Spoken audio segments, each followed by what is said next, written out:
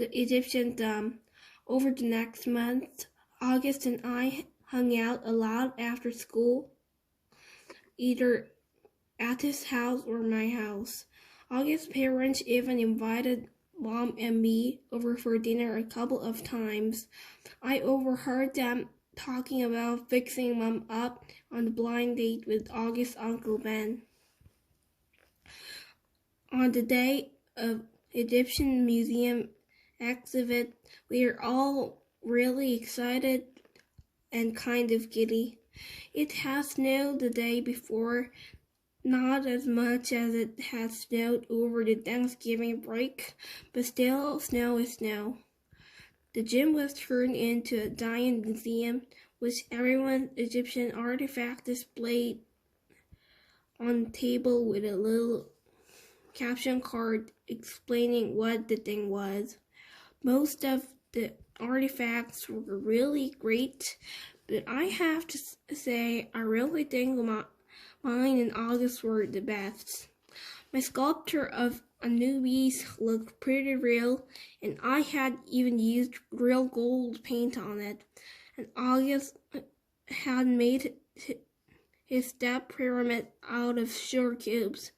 It was 2 feet high and 2 feet long, and he had spray painted the cubes with the kind of fake sand paint or something. It looked so awesome. We all dressed up in Egyptian costumes. Some of the kids were Indiana Jones type archaeologists. Some of them dressed up like pharaohs. August and I dressed up like mummies. Our faces were covered except for two little holes for the eyes and one little hole for the mouth.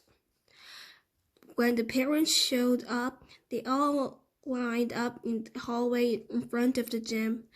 Then we were told we can go get out our parents, and each kid got to take her parents on a flashlight toward the dark gym. August and I took our moms around together. We stopped at each exhibit, explaining what it was, talking in whispers, answering questions. Since it was dark, we used our flashlights to illuminate the artifacts while we were talking.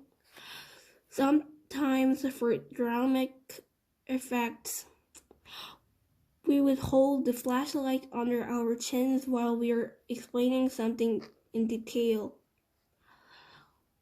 It was so much fun hearing all of these whispers in the dark, seeing all the lights zigzagging around the dark room. At one point, I went over to get a drink at the water fountain. I had to take the mummy wrap off my face. "Hey, Summer," said Jack, who came over to talk to me. He was dressed like the man from The Mummy. "Cool costume, thanks. Is the other mummy August?" "Yeah." Hey, do you know why August is mad at me?" "Uh-huh," I nodded. "Can you tell me?" "No." He nodded. He seemed bummed.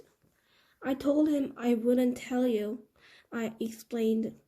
"It's so weird," he said. "I have no idea why he's mad at me all of a sudden. None. Can you at least give me a hint?" I looked over at where August was across the room, talking to our moms. I wasn't about to break my solid oath that I wouldn't tell anyone about he overheard at Halloween, but I felt bad for Jack.